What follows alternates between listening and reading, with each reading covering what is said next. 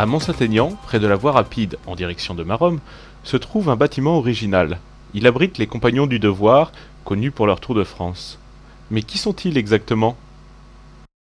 Si on regarde un peu globalement, les compagnons, ça existe depuis 800 ans, d'accord. L'association ouvrière des compagnons du devoir, c'est création années 40. Le but, c'était de pouvoir permettre à des jeunes ouvriers qui avaient déjà une première qualification professionnelle de se perfectionner tout en voyageant en France et d'aller d'entreprise en entreprise. Aujourd'hui, c'est encore le cas, sauf qu'aujourd'hui, on s'est un peu étalé au niveau de la formation, dans le sens où aujourd'hui, on fait de l'apprentissage par l'alternance sur 21 métiers. On fait toujours cette perfectionnement professionnel par le voyage sur 25 métiers là. Et aujourd'hui, en France et à l'étranger, puisqu'on est présent dans 48 pays dans le monde.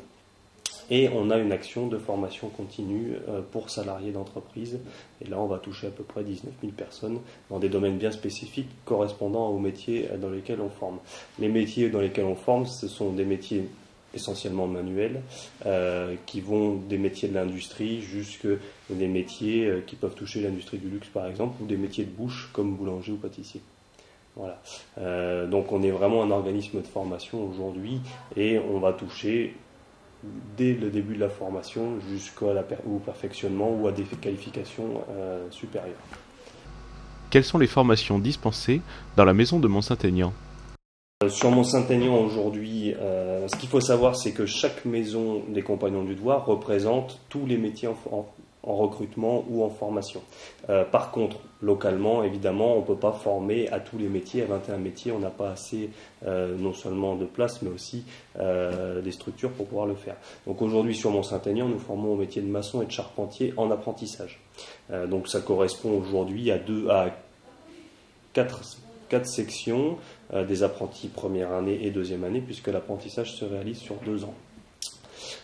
Sinon, sur la maison, on a en permanence à peu près 60-65 jeunes en formation qui sont sur le Tour de France, donc qui ont déjà une première qualification professionnelle et qui continuent à se former et qui font une étape sur Mont-Saint-Aignan et qui travaillent dans les entreprises locales. D'où vient le compagnonnage? Le compagnonnage, c'est quand même assez ancien puisqu'on le place au niveau de la construction des cathédrales. Aujourd'hui, l'apparition du compagnonnage. Donc je dirais que c'est chez les compagnons aujourd'hui, on a une part de traditions qu'on a gardées, qui sont pas, aujourd'hui, c'est pas des traditions obsolètes, mais ça permet aussi d'avoir une certaine identité à un moment donné, bien qu'on soit bien ancré dans le présent aujourd'hui et même dans le futur, puisque tous les jeunes travaillent en entreprise aujourd'hui, donc utilisent les matériaux d'aujourd'hui, utilisent les techniques d'aujourd'hui. Aujourd'hui, la formation n'est pas axée sur ce qu'on sait faire depuis le Moyen-Âge. Aujourd'hui, il y a des choses qui n'ont pas bougé depuis le Moyen-Âge sur certains gestes de métier. Maintenant, on est bien ancré dans le présent et dans le futur aujourd'hui. Ça, c'est clair. Comme des jeunes qui ont, chez les compagnons aujourd'hui, qui ont travaillé sur le 6e franchissement à Rouen. Donc, c'est bien qu'on est aussi à la pointe de tout ça. Donc on a gardé certains mots, certaines choses au niveau qui sont, je dirais, traditionnelles. Maintenant, c'est juste sur ces points-là, quoi. Maintenant, le fait de vivre en communauté, ça fait partie de notre formation, parce qu'aujourd'hui, le but, c'est de former des hommes et des femmes de métier, mais c'est aussi pouvoir permettre à ces jeunes hommes ou à ces jeunes femmes de pouvoir bien mener leur vie. Et parfois, vivre en communauté, c'est aussi avoir des bases de vie en société, de toute façon. Les compagnons ont-ils un rapport avec la religion? La création du compagnonnage au XIIe ou XIIIe siècle, c'est forcément judéo-chrétien, ça c'est clair. Au-delà de ça, on est aujourd'hui une institution complètement laïque, il n'y a aucune confession qui prédomine sur une autre. Aujourd'hui, les jeunes sont là, la seule religion qu'il peut y avoir, c'est l'amour du travail bien fait. Voilà. Au-delà de ça, c'est tout, quoi. Il n'y a pas de religion aujourd'hui plus chrétien que musulman ou judaïque. On est là pour apprendre un métier, on est là pour bien se former, pour devenir bon dans son métier. Qu'est-ce qui vous différencie d'un centre de formation classique? C'est le voyage, c'est-à-dire c'est permettre à des jeunes de pouvoir, en étant toujours salariés d'entreprise, de pouvoir voyager et vivre des expériences différentes.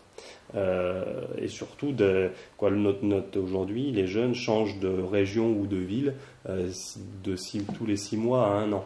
C'est-à-dire qu'aujourd'hui, ils ont une adaptation à chaque fois à refaire dans une nouvelle entreprise. Et c'est cette adaptation, à un moment donné, cette adaptabilité qui va faire à un moment donné que les jeunes arrivent à avoir certaines responsabilités dans les entreprises et puis reculent pas devant la tâche, quoi.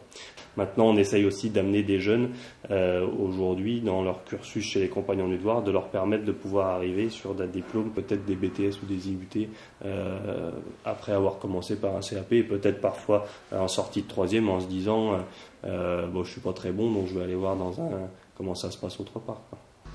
À quel métier forme-t-on chez les Compagnons? C'est tout ce qui est métier du bâtiment, comme la maçonnerie, la charpente, la couverture. Les métiers de l'industrie, avec tout ce qui est métier du fer, les métalliers, les chaudronniers, les mécaniciens. Les métiers aussi de bouche, avec tout ce qui est pâtissier, boulanger. Et puis les métiers du cuir, tout ce qui est sellier, cordonnier. Voilà. Quelle est votre formation? Quelle est ma formation personnelle? Oui.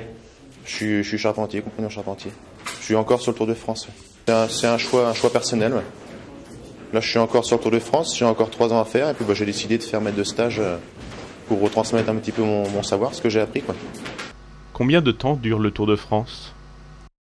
Bon, il y a pas de données fixes, hein, ça tourne. Le Tour de France, il tourne entre 6 et 8 ans. Quel a été votre Tour de France? Alors, Dijon, Rennes, la Bretagne. Après, je suis descendu dans le sud, direction Rodez. J'ai fait une étape en Lituanie d'1 an et demi. Après, je suis revenu dans le sud, du côté de Périgueux, Reims, et puis là, Rouen. Qu'est-ce que ce Tour de France apporte en plus?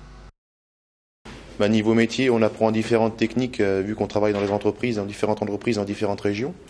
Et puis après, on vit en communauté avec d'autres personnes, donc il faut s'entendre avec tout le monde, plus ou moins.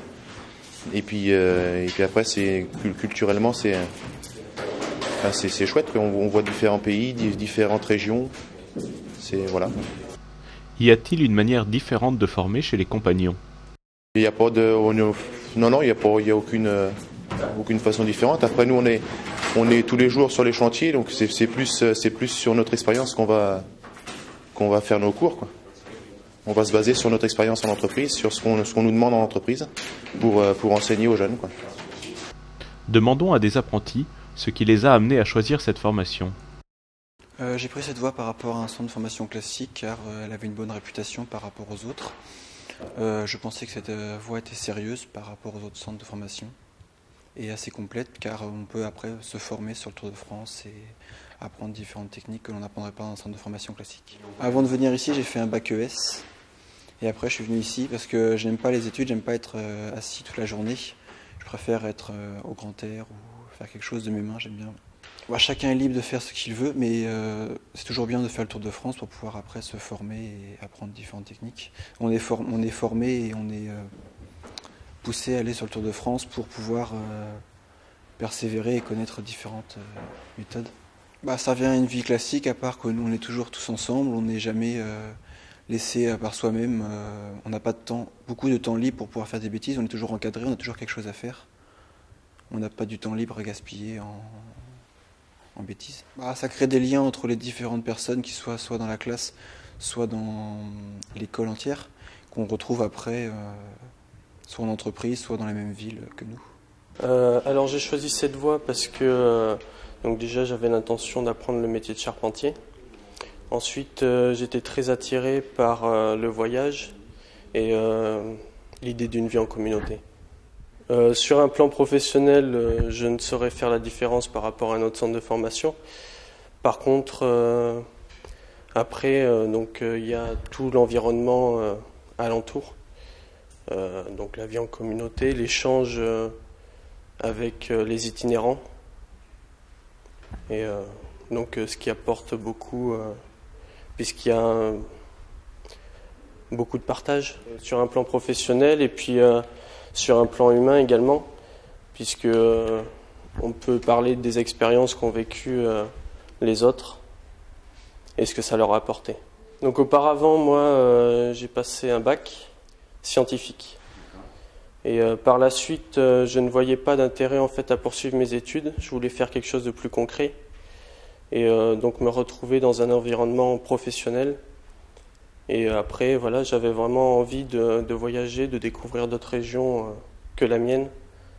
Et donc, je me suis engagé là-dedans.